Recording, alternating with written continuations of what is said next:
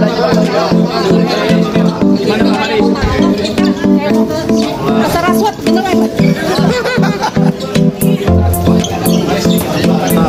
di persidangan ini kami akan mengajukan abolisi terhadap seorang Mas RM atau amnesti atau abolisi atau apalah namanya, yang dimana seharusnya dia yang mendapatkan abolisi dan amnesti, bukan koruptor.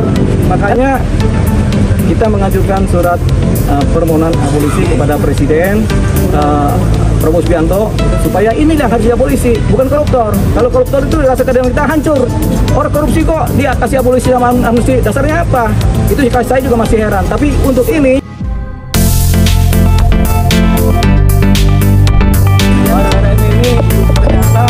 berdasarkan bukti dan saksi, dia hanyalah sebagai pengguna yang kecanduan. Artinya dia korban dari narkotika jangka panjang, dalam bahasa lain akut, gitu kan. Nah, sebenarnya dalam konteks ini kami berpandangan sesuai dengan BNN menyatakan pengguna itu harusnya direhabilitasi, bukan dihukum penjara. Nah, ini roh seperti ini, marwah seperti ini yang kemudian kami adaptasi dalam pola pikir kami sebagai pengacara. Tapi harapan kami juga harusnya roh dari BNN ini kemudian hinggap ke kejaksaan, di mana jaksa kemudian melihat ini juga sebagai seorang pengguna yang harusnya ditolong, diselamatkan, direhabilitasi, bukan dituntut penjara. Satu hal, kalau seorang pengguna yang sudah kecanduan kemudian dihukum penjara, apakah dia bisa selamat secara kecanduannya? Jawabannya tidak. Yang ada dia makin hancur kalau dihukum. Makanya kenapa kita rohnya sama dengan BNN, kita selamatkan orang ini dari kecanduan supaya dia bisa pulih dan masa hidupnya juga berjalan baik kembali, punya nilai guna, punya posisi yang baik. Tapi ternyata jaksa tetap menuntut 6 tahun penjara, di mana ini secara konvensional memang iya nggak apa-apa begitu.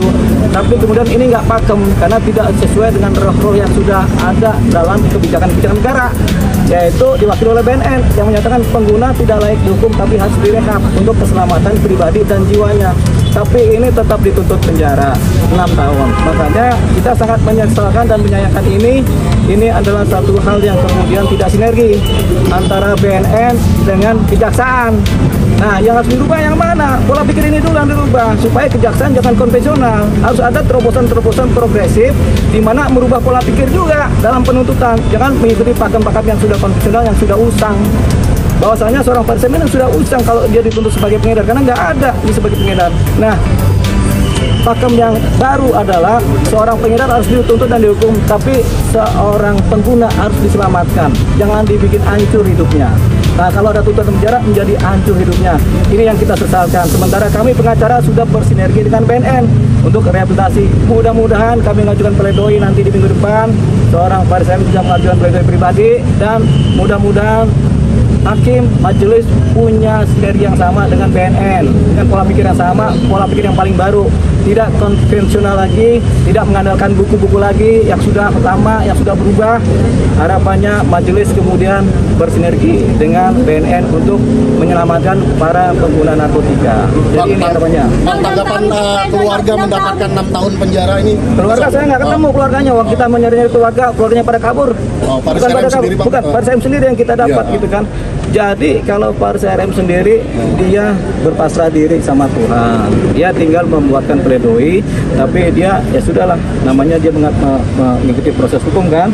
Jadi itu yang sedang kita rasa tadi komunikasi singkat tapi bermakna. Dia akan mengajukan pledoi. Kami juga pengacara mengajukan pledoi. Dan satu lagi, di luar proses hukum yang formal di persidangan ini, kami akan mengajukan abolisi terhadap seorang Mas RM atau amnesti atau abolisi atau apalah namanya, yang dimana seharusnya dia yang mendapatkan abolisi dan amnesti, bukan koruptor. Kan kemarin kan dapat abolisi amnesti ini koruptor, nggak tahu dasarnya apa, kita juga nggak tahu. Tapi mereka dalam perkara korupsi kan, tapi dapat abolisi dan amnesti. Makanya kita yang harusnya dapat amnesti abolisi sebenarnya orang-orang seperti Mas RM ini sebagai korban, sebagai pengguna narkotika, itu harus diabolisi. Makanya kita mengajukan surat permohonan abolisi kepada Presiden Prabowo Subianto supaya ini yang harus diabolisi, bukan koruptor. Kalau koruptor itu rasa keadilan kita hancur. Orang korupsi kok dia kasih abolisi sama amnesti, dasarnya apa? Itu saya juga masih heran. Tapi untuk ini persoalan Parsemen kita juga abolisi supaya bermakna. Berarti menyurati Presiden itu? Ya, sudah. Kapan Bang? Kapan menyurati? Sudah kita tanda tangan besok sudah kita. Ya. Apa? Bang Dia untuk pasal 6 pasal penghinaan? Pasalnya pasal 112 dan 111. Pasal pengedar utama pasal 114 dihilangkan oleh mereka, oleh jaksa, tapi 112 dan 111. Tapi sebenarnya itu cuma persoalan pasal. Yang paling penting roh atau kejiwaan dari perubahan pola pikir kita, di mana pengguna itu harus diselamatkan, bukan dibunuh atau dihukum. Itu rohnya. BNN sudah punya roh itu, kami juga sudah punya roh itu, tapi jaksa belum ternyata. Tinggal kita tunggu majelis hakim rohnya seperti apa. Mudah-mudahan majelis hakim rohnya juga sudah sinergi dengan pihak BNN. Oke, makasih Pak. Berarti minggu depan